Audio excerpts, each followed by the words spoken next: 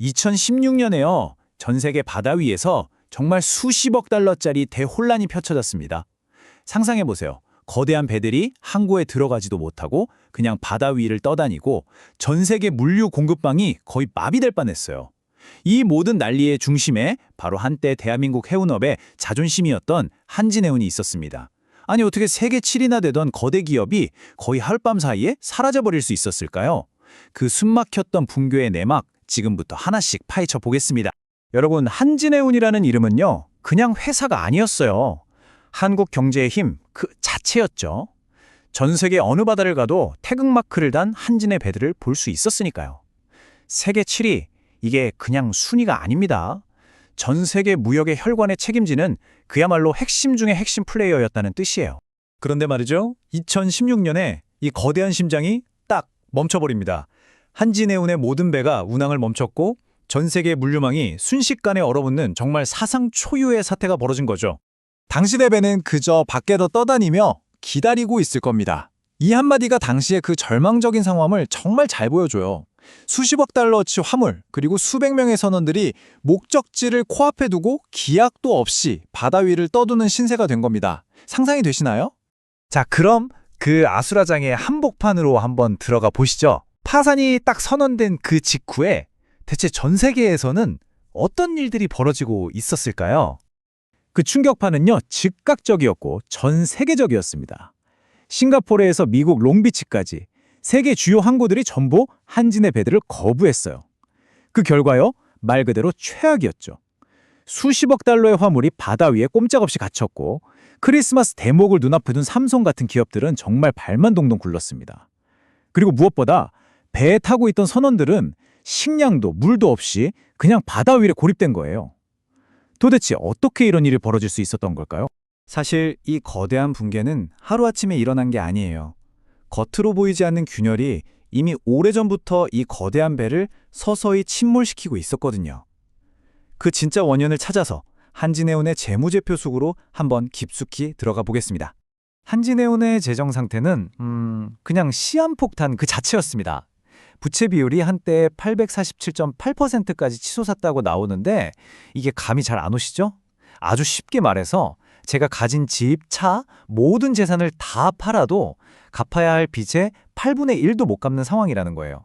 겉은 멀쩡해 보였을지 몰라도 안에서는 이미 배가 물에 잠기고 있었던 거죠. 결국 붕괴의 씨앗은 바로 내부에 있었습니다.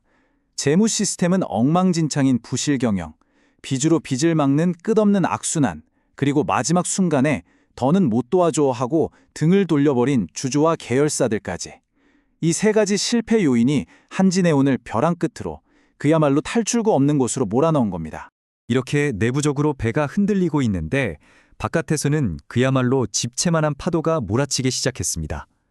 안 그래도 위태롭던 한진해운을 벼랑 끝에서 밀어버린 결정적인 외부 압력은 과연 무엇이었을까요?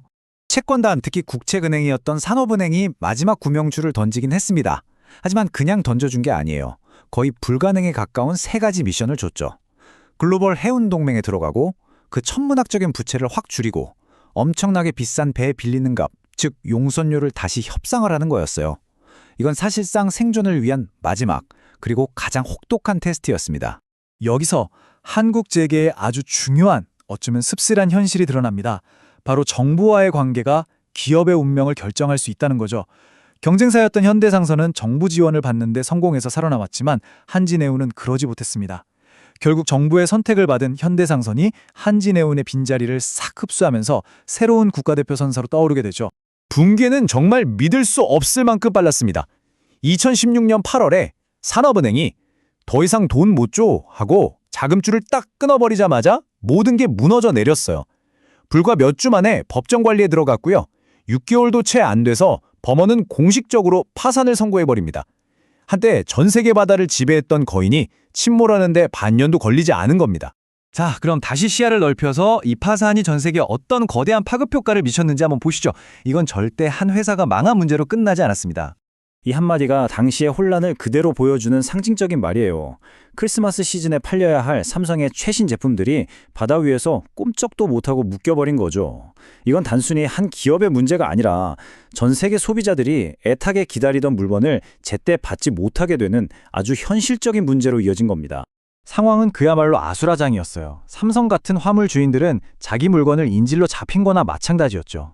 이미 운임은 다 냈는데 자기 화물을 내리려면 50%가 넘는 웃돈을 추가로 내야만 했습니다. 그야말로 울며 겨자 먹기로 추가 비용을 내고서야 겨우 물건을 빼낼 수 있었던 거죠. 자, 이 거대한 폭풍이 지나간 자리에 과연 무엇이 남았을까요? 한진해운 파산이 우리에게 남긴 교훈은 무엇이고 그 이후 세상은 어떻게 변했는지 살펴보면서 이야기를 마무리해보겠습니다. 산업지도는 완전히 새로 그려졌습니다. 정부의 지원을 등에 업은 HMM이 한진의 자산을 흡수하면서 새로운 강자로 떠올랐죠. 이 사건은 우리에게 아주 강력한 두 가지 교훈을 남겼습니다. 첫째, 빚이 너무 많으면 아무리 큰 기업이라도 무너질 수 있다는 것. 그리고 둘째, 적어도 한국에서는 정부의 결정이 기업의 생사를 가릴 수 있다는 냉정한 현실입니다. 결국 한진해운의 몰락은 우리 모두에게 근본적인 질문 하나를 던집니다. 과연 대마불사, 즉 너무 커서 절대 망하지 않는다는 말이 정말 맞는 걸까요? 한때 바다를 지배했던 거인의 이 허무한 끝은 지금 우리 주변의 다른 거대 기업들에게는 과연 어떤 의미일까요? 한 번쯤 생각해 볼 문제입니다.